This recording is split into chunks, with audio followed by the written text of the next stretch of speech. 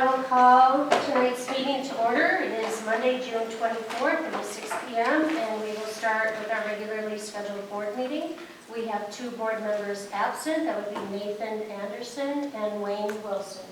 And we will start with the Pledge of Allegiance.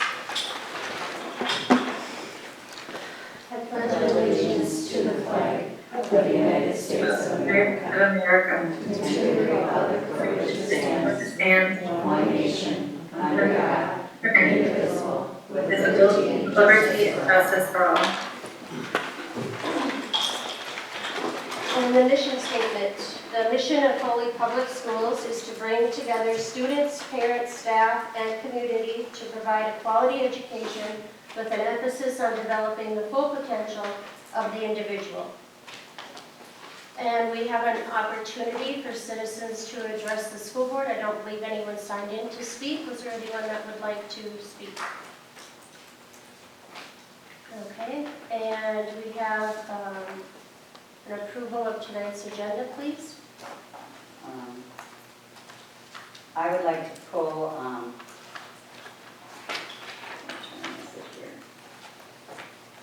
the Assistant Director of Food Service contract from the agenda. I think it needs more discussion and consideration. Is that on the agenda or the consent agenda? It's on flip the page. It's number 11 on the agenda. Oh, okay. So I believe we would need a motion in a second to pull that. So I'll second it. motion by Sharon, seconded by Ken. All those in favor signify by saying aye. Aye. Opposed? Myself? Stephanie, what was your vote? Opposed. Okay. Motion passes.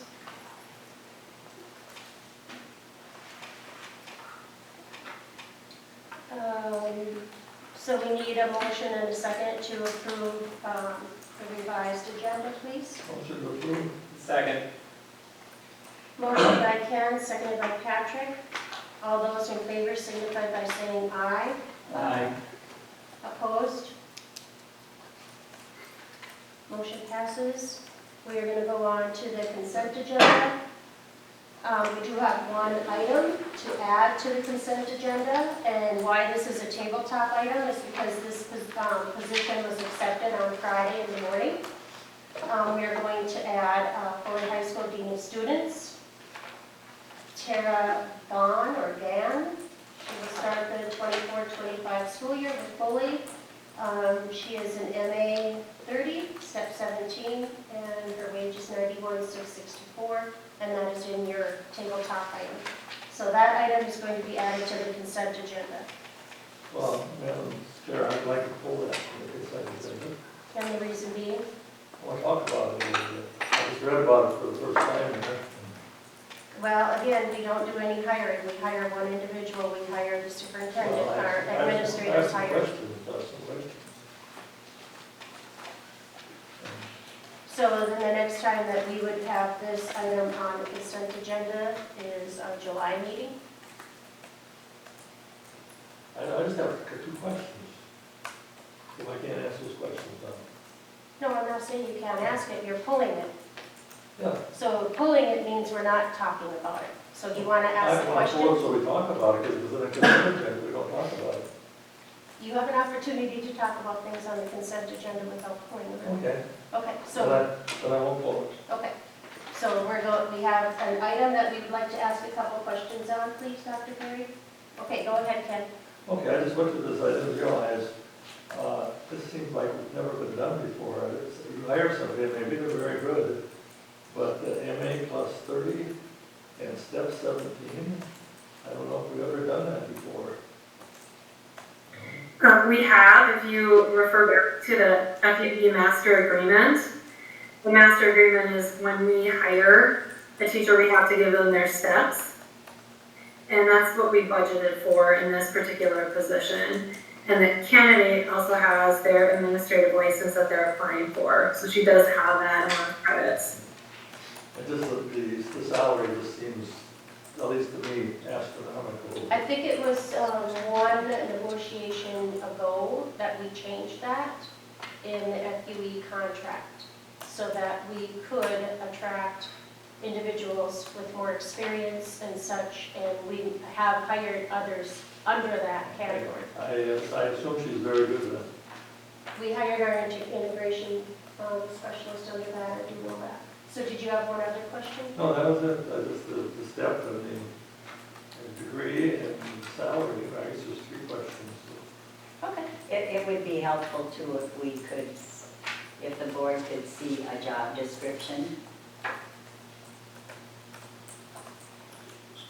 Who is she replacing? She's replacing Mr. Hickman. Okay. I wasn't on Lawrence in that position at one time. He was the intermediate school.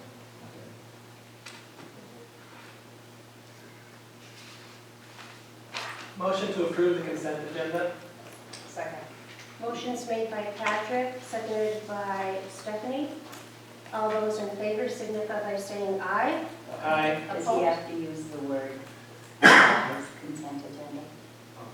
Would you like to Sure, revise excuse your me. motion Motion to approve the revised consent agenda. with the addition of the Foley High School dean students? Okay. Motion is made by Patrick, Second. seconded by Stephanie. All those in favor signify by saying aye. Aye. Opposed? Motion passes.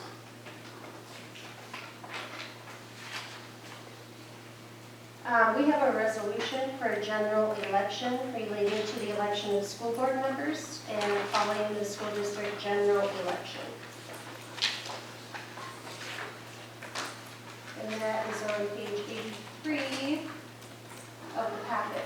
So do we want to discuss this at all? This is a kind of a routine thing on elections for board members. So it's just a resolution that we're taking the steps to get things in line with ballots, et cetera. Is that correct? That is correct. Okay. So I would need a motion and a second. Motion to approve. Second. Motion by Patrick, seconded by Stephanie. And we're going to do a roll call vote. So Ken, Yes. Stephanie, Yes. Sharon, Yes.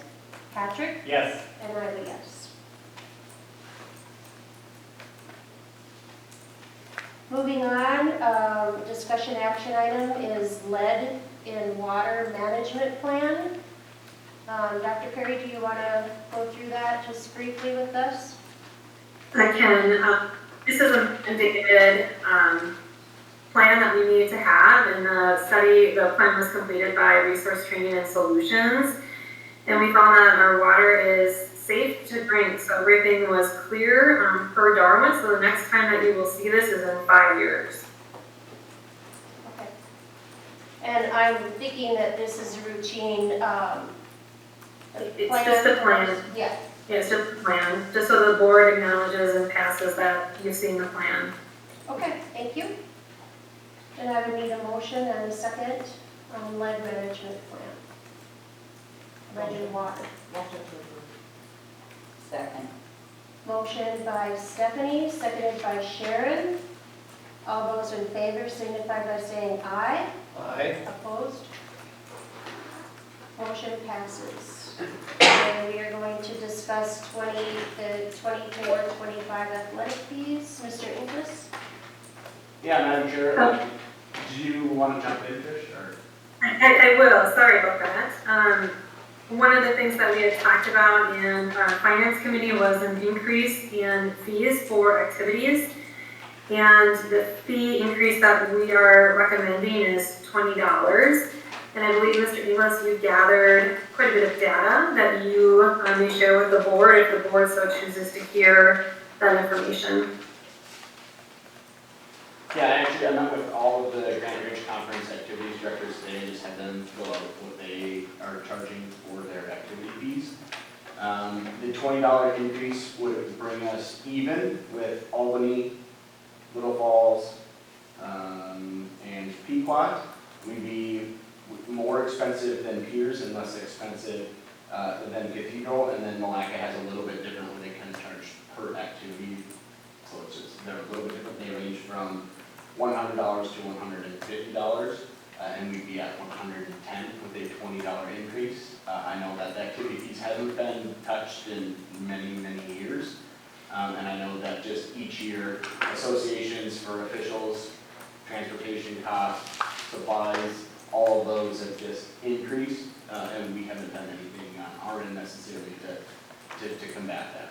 So I think a minimal $20 increase would help offset some of those additional costs that we're incurring just from people charging more. If I just may add one more thing as well is, we looked at the $20 fee because we don't want to increase fees every single year. So it's important to do it one time and then relook at this probably 3 to 5 years down the road at a minimum. And it's fair to say, we're always saying in public that obviously if there's a family that has trouble with these fees, that there are methods and things so that everyone is still able to participate no matter what. Absolutely. Well, free and reduced lunch determines that.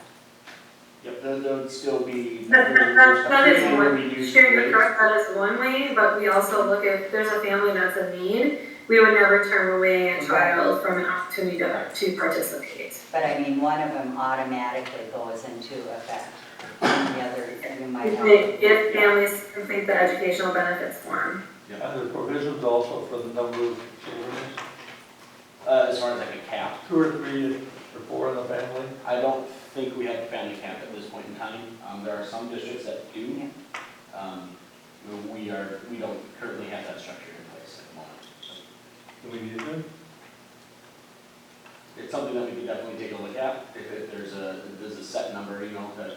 And sometimes if you have a family and you have 3 or 4 kids, it could be a very expensive thing for them.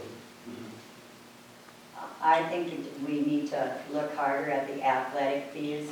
Exactly how much is the increase in cost versus the income? We need to see the numbers and discuss them. Like, for example, coaching has gotten more expensive, so has referees, very much harder to find is my understanding. And just today I saw where districts were cutting 3 to 5 games for all its varsity and junior varsity schedules except for football because of the money crunch. Every part of the system should share in this. I just like to see the numbers laid out, how much we think we would have coming in and how much extra would be going out for the next year or two, because we don't do Well, this it's probably very hard to determine because we don't have enrollment in sports right now. Well, and that You could do a varies. projection based on participation numbers over the last few years. Last year in activities, we had just over 1,000 participants throughout the year. So, quick math on that, a $20 increase would be a $20,000 increase on our end in the activity budget for offsetting some of those costs. Erin, can you also speak to that? Because I know that you have the projection as well. Basically, I don't think in any sport we're making more money than what's going out. Oh, yeah, we know that. So, I don't, Yeah, we do. beyond that, even increasing it, we still wouldn't. Are you thinking $20 is not enough? I just want to know how far the $20 is going to take us. How many years did you say since we did this? I don't mean, remember 10 having years, one. 15 years? I think probably closer to 15, but I guess I don't know. I talked to the previous activities director who had been in the position for 5 years, and he, during his tenure, never adjusted them either. So Well, I know it went to Darren DeRusse, and Darren said he would never have activity fees, and Steve Olson followed him. Or do we charge more for a certain sport? Many districts, most districts, they charge more for football. we do charge more for football and for trap shooting at the moment. Those are the two that we charge more for because they're the ones with the largest expenses. I just hope we never have a kid that can't play sports because they can't afford it. That would be Need traction. Well, we discussed that, and I I mean, guess my thought is at this point, you know, especially in the town of Foley with the wastewater project has really increased a lot of families' tax burden there. I think $20 is a good place to be for, you know, for, let's say, 3 years. Because I guess I'm kind of thinking on the other hand about the other increased costs families are going through. And more to Ken's point, you know, you have a family of 3 or 4. Well, I have a family of 3 or 4. And yeah, it can add up quickly. And I know there's families out there that have far more children than mine. You know, I'm cool paying whatever, you know, for my kids and happy to do it, but and I'm fortunate, I'm able to currently at this stage in my life, but there could easily come a day I'm not able to. So I guess I also feel like a $20 increase is doing something, and as far as going more, I would be against going more because I look up at our values and I think kindness kind of gives us a ceiling there when thinking of those other families. and I think maybe we should look at number of students. But I think, like to Patrick's point, we need to start somewhere, but we need to absorb some of that cost. Everything is going up, and the money needs to come from somewhere. So I think $20 is a safe place to start, because if we did all the numbers and realized that we should actually be charging $50 more per activity, that's a harder blow than the $20. And it's something we can always revisit down the road as far as like. And we can even say, you know, as we talk about goal setting for our next year or two, doing more of a data crunch on this very issue to say, well, what should our activities be? What would be the best activity model for our district going forward? And really dig down. So I agree that we don't have a lot, like all the best information today, but with the information we have, this is probably the best choice we can make. But I also think that it's fair to say that this shouldn't be it. This shouldn't be the end of the conversation. I think let's talk about it with our goal setting. Let's take some time to do that study like we do any other issue and come up with what would be the best fit plan for our district. And I also wouldn't, like you mentioned, the 3 years, so I wouldn't like to lock us in with the 3-year motion or anything like that. And so if someone were to make a motion on the advised $20 increase and then further discussion, I think that's fair for us to do this evening. I'll make a motion that we do the $20 increase for now and have a discussion about the whole parameter of it at a later date. I'll second that. Motion has been made by Sharon and seconded by Ken. All those in favor signify by saying aye. Aye. Opposed? Motion passes.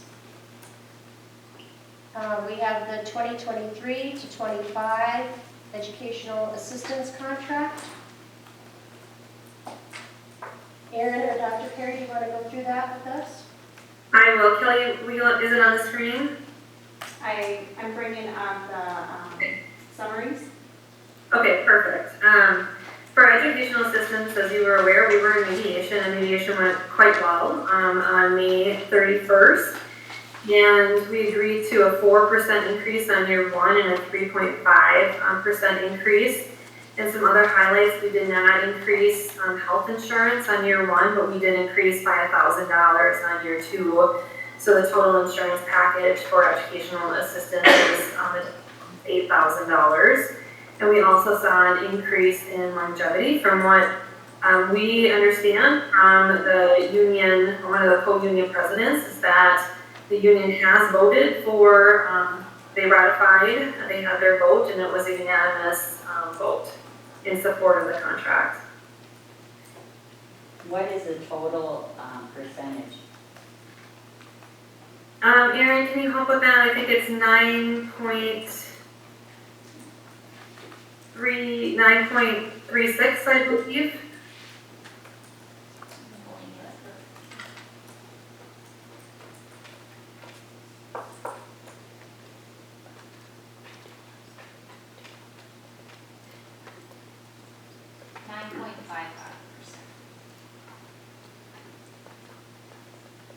Thank you. All right, I would need a motion and a second to accept the educational assistance contract. Motion to approve. Second. Motion is made by Patrick, seconded by Kent. All those in favor signify by saying aye. Aye. Opposed? Motion passes. We will move on to the 23-25 individual contracts, and those that we're going to have discussion on would be technology coordinator, technology integrationist, and communications specialist. And these summaries were available to board members on Thursday, and to coincide with how the individual contracts were explained at the last meeting, we have Dr. Perry to go over those in summary. So I hope I'm following your order from my paper. So we're gonna start with the technology coordinator first. Correct. And year 1 and year 2, both years were a 4% increase. And again, that's an additional workload since we had a reduction in technology. And health insurance had maintained. And because this employee is a 260-day employee, we added Juneteenth as a holiday.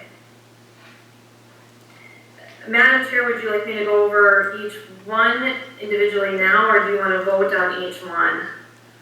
Or would you like me to do that? I think we can just vote on each one. Okay, so I'll wait then. All right. So I need a motion and a second on technology coordinator, Motion to approve. and I will second. All those in favor of technology coordinator contract indicate by saying aye. Aye. Opposed? Motion passes. We'll move on to technology integrationist. That is a position that's been eliminated, and we did feel, as a negotiations committee, to still honor the work of that employee. So in year 1, this year is a 3% increase. And I believe we also added Juneteenth as a holiday. What is the last day of that contract? June 30th. Thank you. Mm-hmm.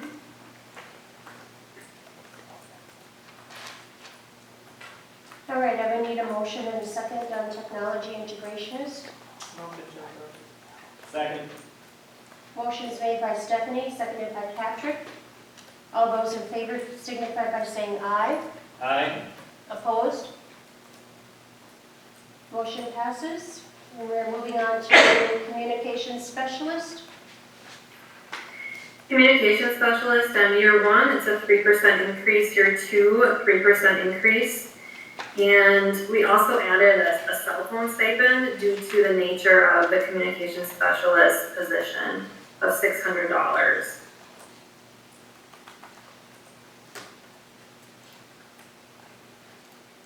And I would need a motion and a second for the communications specialist. Motion to approve. Motion's made by Patrick, Second. seconded by Stephanie. All those in favor signify by saying aye. Aye. Opposed? Motion passes. We are moving on to our policies requiring... No. We have 2 more. Oh, I'm sorry, I apologize. We have accounts payable, accounts receivable, and benefits coordinator. I apologize. No worries. I'll share both packages at the same time since they're the same, and then as the board you can vote on both separately then. On year 1 it's 3%, year 2 is 3%. Health insurance, we had no increase on 1 year. And then year 2 for a single plan is $9,094. A family plan is $14,317. And we also added Juneteenth as a holiday. And again, both these positions are 260 days.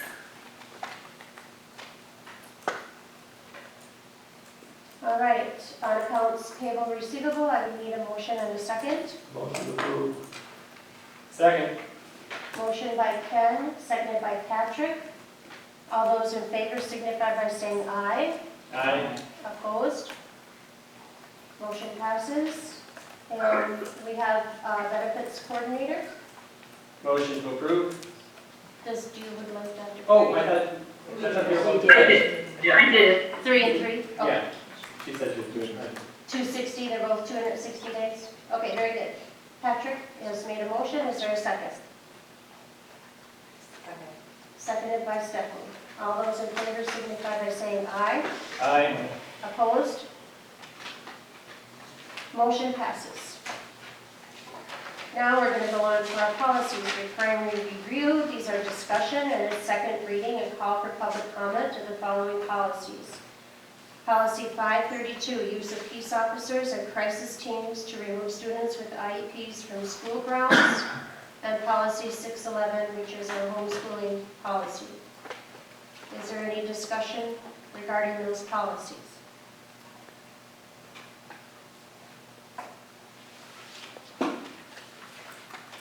Hearing none, we will move on to our 2023-2024 final revised budget presentation. And Ms. Noska, please. All right, if you just take a look at the revised budget that I had given you, just shows where we started the year on July 1st of 2023. We started with our general fund of a fund balance of $3,749,153. And you can see that I broke out the student activity account. We have it going it goes to a different fund, but technically it's part of Fund 1, but it's never been broken out for you before, so I just wanted to show you that we have $122,761 designated for student activities out of the general fund. Budgeted revenues, if you add those two together, we are at $25,528,122. Expenses are at $26,065,508, leaving us with a deficit of a total of $537,386. Now that's quite different from what was originally projected back in January and February. And I wanted to address some of the reasons why that is. So when we created the budget, when I did the revised budget early December, January, when I was working on it, I noticed that there weren't 100% of the things weren't, like there were some items that weren't budgeted for previously. And I didn't have any more data than just what I could find in our budget currently. So I did my best at that time to estimate what those expenses would be. Those turned out to be a lot more revenue than I had anticipated, as well as after I made that revised budget, the state increased our special ed cross subsidy by over $315,000. So that was not in the initial revenue projection. I also added back in about $40,000 for our student support personnel aid, because originally when we had discussed it, we couldn't find a way to spend that money, so I didn't budget for it. The other big thing that affected the revenue was interest.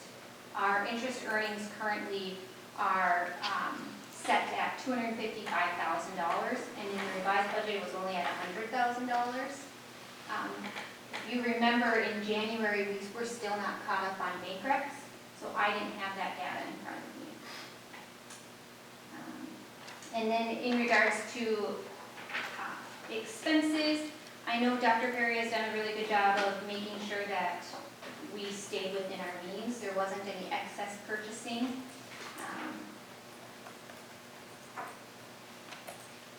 We just really started, as soon as we talked about it and had all of our conversations, we really kind of put a hold on all of our extra spending. So now I'll move on to the food service fund. Food service fund started with a $938,000 fund balance. We budgeted revenues for $1,883,327. Expenses $1,777,743. Leaving us with a surplus of $105,584. ending our projected fund balance at $1,043,866. Community Service Fund, we started out with a fund balance of $69,625. Budgeted revenues are $892,911. Expenses are $1,004,278, leaving us with a deficit of $111,367.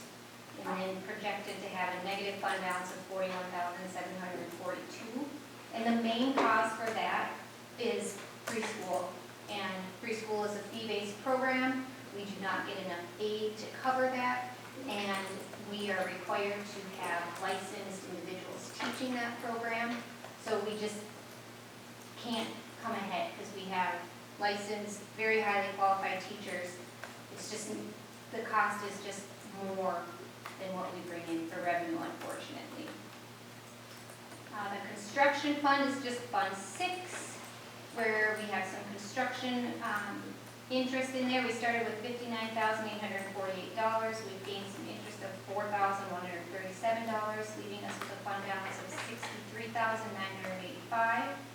Our debt redemption fund is the fund, the revenue that we receive to make our debt payments, debt service payments. Custodial fund, this I don't believe was ever reported on before in the past. That is actually all of our scholarships. Looking back multiple years, it looks like we never budgeted for that. But I was always told by an auditor that they needed a budget. So I created a budget, and what I tend to do with that budget is get as close, if I see revenue coming in for a scholarship, the likelihood of that money going out is very likely. So I got it as cost neutral as I could. And then the OPEB trust fund, where we pay out retiree funds, still leaving us with $2,825,621 to pay retiree costs. And we get interest on that OPEC trust, right? Correct. And I'll have a better updated number for you at year end when all of that's accounted for. There's still a lot of moving pieces before year end is done. Fiscal year end or calendar year end? Well, by the time we're closing our stuff, I'll have more information as well. I was asking for clarification for the public. Yes. Those are always past quarter. I mean, they always give you the results way past. Are you through? I have a couple questions, otherwise I'm gonna wait till you're done then. Nope, I was just going to say that I budgeted with 1,855 ADMs. That's the number I used for all of our revenues. And it was, this year ended up being, salaries and benefits was 6% more than it cost last year. And just the other note was just the student activities and scholarships I put on here for you guys to see, because that does come out of our budget. I want you guys to see that. Are you open to questions? Okay, so even with our cost containments and this revised budget, we are still in deficit spending for this year and next year. Correct. Okay. Student activity, you separated that out. I don't ever really recall seeing that separated. So is that to Shannon's point, what she wanted? Like we're 30? No, the student activity is the student activities that are run by the students themselves. Oh, Those are like their fundraising efforts for basketball, if you're trying to raise money for new equipment or whatever. That's all. Costa Rica or something like that. Yes, that's all handled by the students themselves. That's technically their funds. The board just oversees it. and then the 40,000 that you did not budget for because you couldn't determine a way to spend it. Have we spent it now? We will at the end of this year. We will, and to Ken's point, I'm sorry you're gonna interrupt, but the money that we budgeted for the dean, if you recall, that was kind of all that surprise money that we put together to fund the position. And so the student support personnel need, we had more clarification from the state on how we could use that money and how we could code, compared to what it had been. The fund had been created because of COVID. The state had said that if you hired a counselor or support staff staff, a Ms. Ed counselor. You could use that to help support our school social workers, another example. We didn't do that during COVID, and a lot of school districts did not around the state, so that money just sat for many people. And that was one of the changes in the legislative session. So that's why we're able to code the dean, the high school dean, that's a huge portion of that salary is $40,000. Is that one-time money? No. And actually, we can carry that money over, Becky. That was another change that we can carry over. Mm-hmm. I want to say that, first of all, thank you for your hard work. When we hear there's been an accounting error, it's kind of like we were playing Monopoly, you get the bank error in your favor card. We're still in the deficit. Obviously, things are still serious, but this is a welcome version of that bank error, and so speaking in your favor. So I want to say thank you for that. And we're not out of the woods yet by any stretch of the imagination, but welcome news still. Are there any other questions for Aaron regarding the revised budget?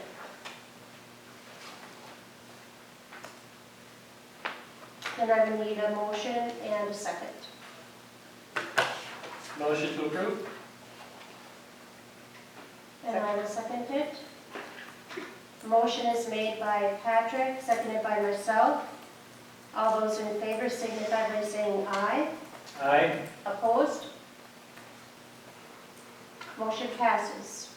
And we have a presentation on cost containment for our 24-25 school year. Kelly, can you let me know when it's on the screen?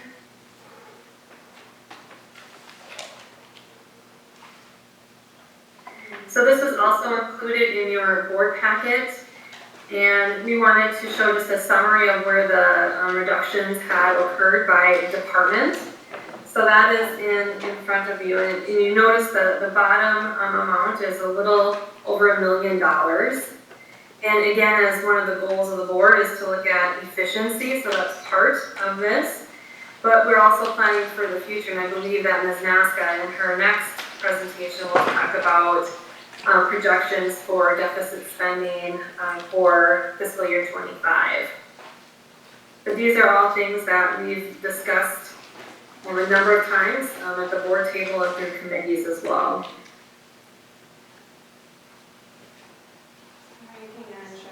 We are working on getting it on the board here. We have it in our packet, but. Okay. Sorry about that. I thought you had it, Kelly.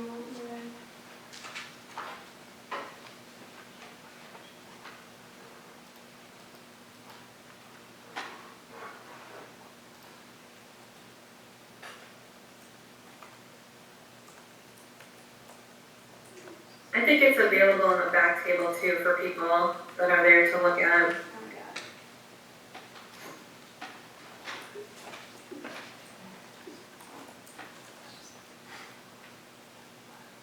Okay, go for it, Trish. I don't have anything additional to add to what I just said. All right, so this is for information only, and Yes, only if, this is the cost containment report or presentation, as you will note, and these items have all been processed through the board at this point.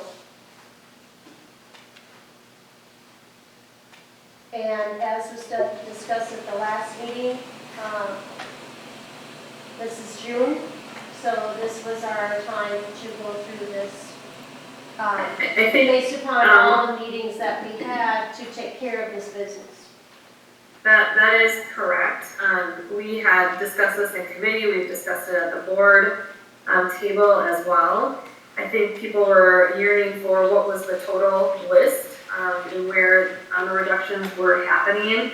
And if you also notice that I looked, the sheet in front of you is regarding position, not person. And we're sharing this now because we had some changes as we were working through the legislative session when we were able to use money in different ways. And so this is the final list for reductions. And at our previous meetings, we had a community meeting that was put on for community, and it was kind of a 1.2 million was our prediction. And we've come in at 1,015,300, so a little bit less. And I think what's important, I don't want to steal your thunder, Erin, on your next presentation, but I think what's important is that these are significant this year, but that will help us as we move forward into the next fiscal year as well. And I think as Erin had talked about, just with not having a full picture of what the budget had been, it was really hard to determine accurately due to some of the missing factors that she had explained in her presentation. All right, does the board have any questions for Dr. Carey or Ms. Noska regarding the cost containment? So cost containment, you mean these are cuts? Yes, we've already all done all this. Okay. Hearing no questions, we can move on then to the 24-25 adopted budget. And that would be Ms. Noska as well.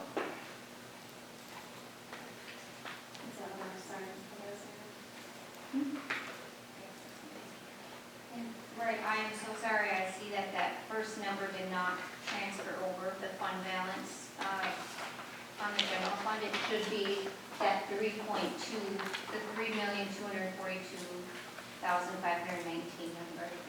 Go there, I apologize for that.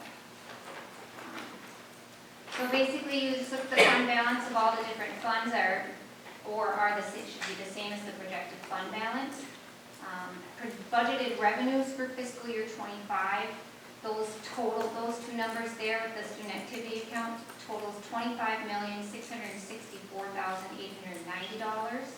Budgeted expenses is $26,009,070, leaving us with a deficit of $344,180, bringing our projected fund balance down to $2,852,044. Plus the $92,000 in the student activity account. Some of the things that we did for fiscal year 25 that helped save some costs to the district, obviously besides the cuts that we had made. Instead of purchasing 2 new buses with capital dollars, we are now going to lease 2 new buses, saving us, we're going to be spending roughly $60,000 over the next 5 years, $60,000 a year over 5 years versus over $150,000 upfront. We are also going to lease our technology, meaning our student computers. This way it was $700, if we were to purchase all of the equipment up front, it would be over $720,000, but we're going to be leasing over 4 years at a cost of $185,000 each year. So by leasing those 2 new buses, that will also help to save in repair and maintenance costs in the bus garage. And then salary and benefits increase over fiscal year 24 was a 3% increase. The food service fund continues to do well with budgeted revenues of $1,885,727, expenses $1,793,284, leaving us with a surplus of $92,443. Community service fund again continues to struggle with the fee-based programs and the salaries increases, continuous salary increases. Construction fund is the same. I'm sure there will be interest, but I'm looking to clean that. I would like to clean that up in fiscal year 25 and just be done with that. Debt redemption fund, budgeted the $1.6 million. Again, that's just money that we received to make our debt service payments. And then the custodial fund, the scholarships again. $15,000 in revenue, budgeted expenses $10,500. Again, that could be more, could be less. Just depends what we get for scholarships that year. And then the OPEB trust, again, I know we are expected to spend, there is some expense for retirees next year as well. So leaving us overall with a deficit spend in all funds of $398,130. And the 92,000 that you mentioned is in our budget, that is not ours to spend. That is spoken for, that is student activities, that's. Yep, that's for them, they have to decide how to spend it. Correct. Yep, Just clarify. yes.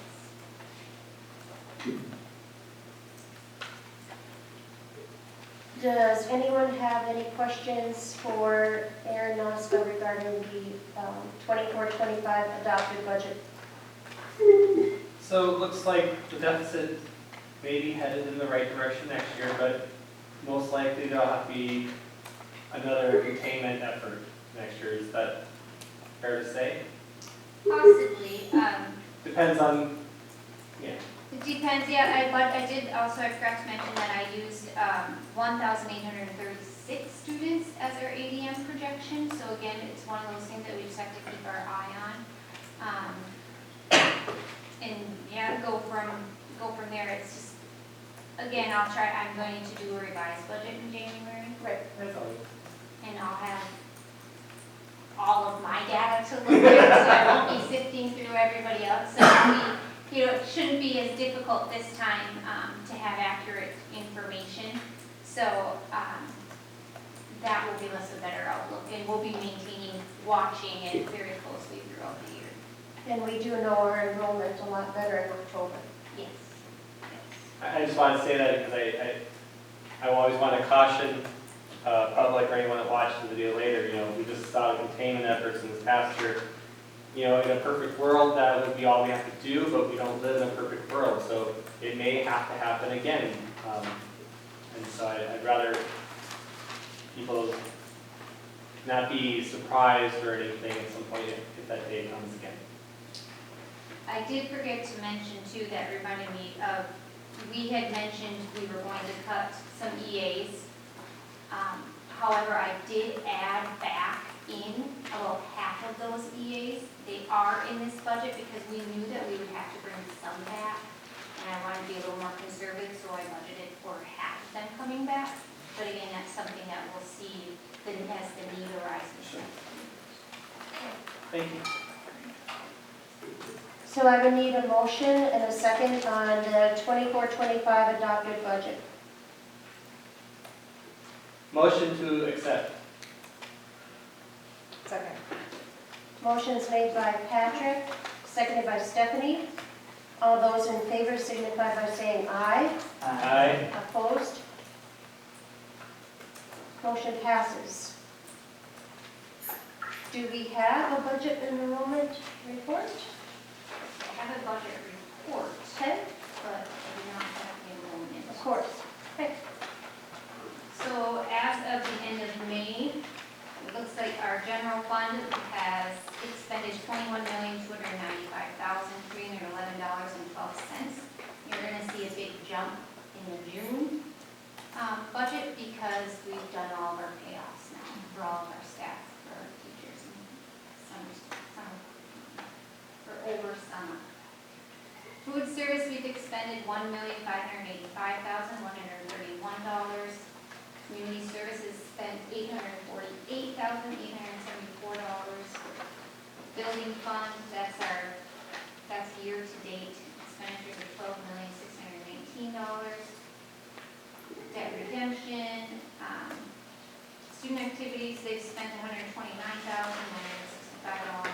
Custodial fund, we spent $13,500 in scholarships, leaving us with spending $25,503,565.27. In revenue, you can see overall total we've received $25,066,551 from all funds. However, just in the general fund, we've received $20,951,037.71. Again, these numbers will change because there's moving money for the levy and to recognize all of that stuff. That all happens this summer. At this time last year, for expenditures overall, we had spent a total of $23,926,866. General fund was at $19,875,054 this time last year. And revenues was $20,279,618 in the general fund, and overall we had received $24,192,342 at this time last year. Not this time, this is May 31st. All right, does anyone have any questions for Aaron regarding the budget report? Okay. We will continue on with administrator information and reports. Dr. Perry, do you have anything to add? I just have a few things. I want to, first of all, congratulate all of our spring athletes. We had a really successful season between tennis and track shooting and individual participants at the state track meet, and then finally with the boys baseball team last week. I'm sure it was a really hard loss, but wow, what an accomplishment to be second in state. I think that is the highest that they have earned, and I think Mr. Inglis, correct me if I'm wrong, but still, wow, what an accomplishment. So something to be really proud of, and congratulations to, of course, all the students and all of our coaches, and especially our parents too, because I know the parents put a lot of time and effort into attending games and helping with the success of the program as well. And you've heard a bit about the READ Act. I shared some information with you at our last board meeting, so we're continuing to move forward with planning coming in July, so we'll be sending some information out to our parents, most likely in mid-July, as we continue to plan the professional development opportunities for our staff. So that's all I have to share tonight. Thank you. Ms. Noska, do you have anything? All right, and we have a meeting and event notice there. We do have our next regularly scheduled board meeting on July the 15th at 6 p.m. here in the Media Center. We have our opportunity for administrator comments. Mr. Kruger, do you have anything? Nothing to add.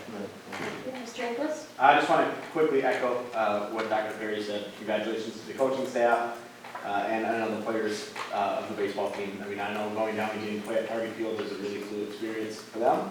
Obviously, came up a little bit short, but doesn't discredit anything that they accomplished this season. And we also had some great performances by our track shooters at the state meet this weekend too. I know that they were headed there at the time of my report, but they've now since competed. So I just want to congratulate Mr. Gavinia and all of our track shooters as well. Thank you. And we have an opportunity for board members. Patrick, do you have anything to add? The marching band season is going to be wrapping up. We have the Alexandria Parade one more time to catch them on the 30th, and then they do have their big reunion tour, so to speak, in Gilman at the end of July. So a couple more chances to catch this year's marching band. Got to see them at Fun Days. They sounded great. What's the one before Gilman again? Alexandria, I believe, this week. I think on Saturday or Sunday. I can't remember off the top of my head, but so always, great sound coming out of a small group. So yeah, if you get a chance, taking a parade. But I want to say good work to them this year. Thank you. Mr. Anderson? Yeah, again, I want to congratulate all the teams. This was a fantastic spring. I mean, this is amazing. I didn't get a chance to see much of it, but I followed it and was aware of it, and that's fantastic. I thought graduation went very well. I like the kids going across the stage. I got a lot of comments on that was a good way to do it. And interesting, yesterday I had coffee with the chairman of the Foley Fun Days and her husband. And I didn't realize, I'm of course a novice in all of this, but not only could you go on YouTube and find the entire Foley Fun Days parade, but I was looking there and they said, here's the Foley Tractor Day. And there's Mr. Our principal out there, bringing all the tractors in. I've never seen it before, and it's all on YouTube. It's amazing. So, yeah. Good. Stephanie? Sharon?